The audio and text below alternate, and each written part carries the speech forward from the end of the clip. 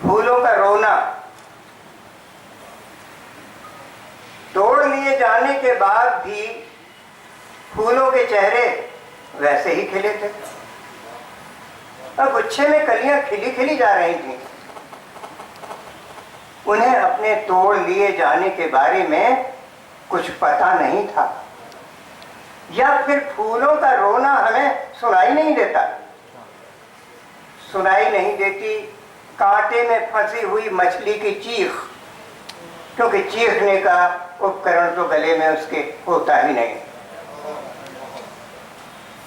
आंखों से पहले ही दिखाई देता था कम, और अब ऊपर से ये कि सामने कितने सारे चेहरे हैं टूटे हुए फूलों के, और रोना किसी का सुनाई नहीं देता।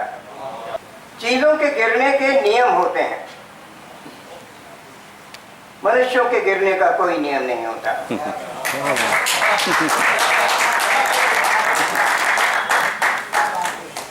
चीजों के गिरने के नियम होते हैं, मनुष्यों के गिरने का कोई नियम नहीं होता।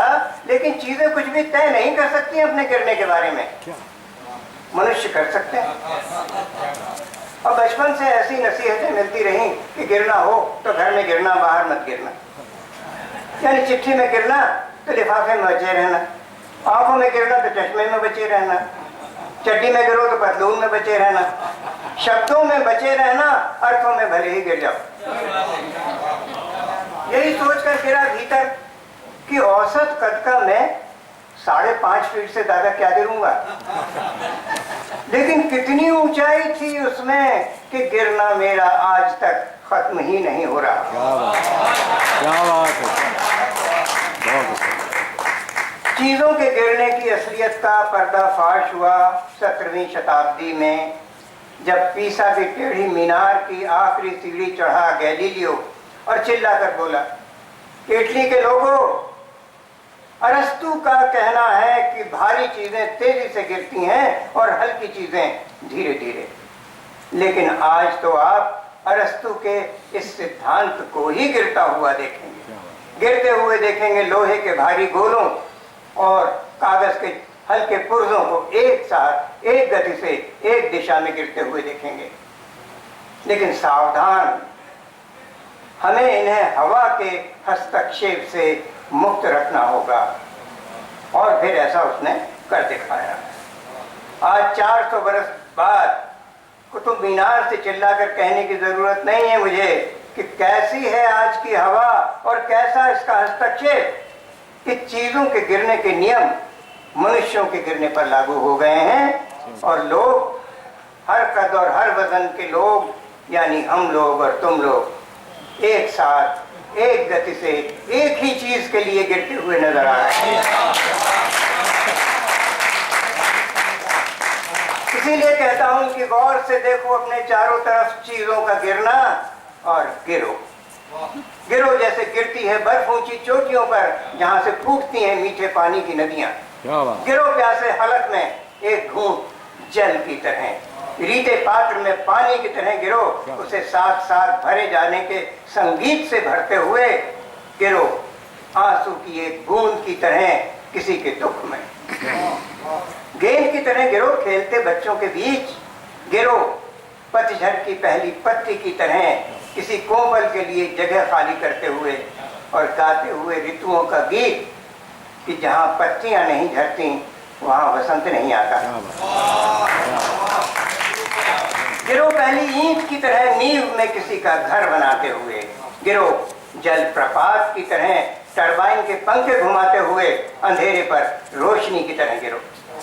गिरो गीली हवाओं पर धूप की तरह इंद्रधनुष रचते हुए। लेकिन रुको, आज तक सिर्फ इंद्रधनुष ही रचे गए, उनका कोई तीर नहीं रचा गया। तो गिरो किसी इंद्रधनुष से छूटे हुए तीर की तरह बंजर जमीन को वनस्पतियों और फूलों से रंगीन बनाते हुए। बारिश की तरह गिरो, बारिश की तरह सूखी धरती पर पके हुए फल की तरह धरती को अपने बीज सौंपते हुए गिरो।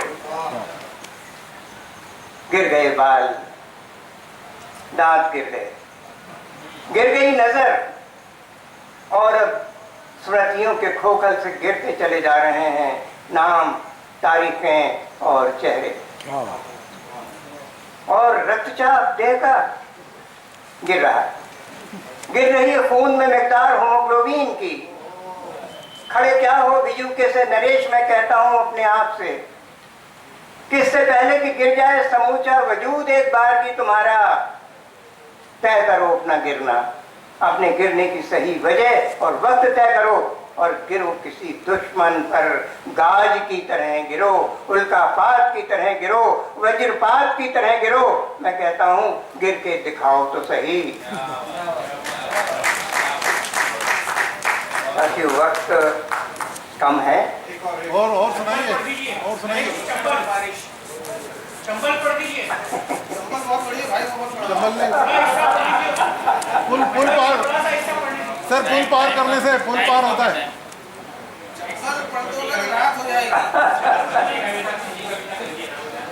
छोटी कविता पढ़ो, छोटी कविता, ये अच्छी बात है कि छोटी कविता पढ़ूं। दीमकों को पढ़ना नहीं आता, वे चाट जाती हैं पूरी किताब।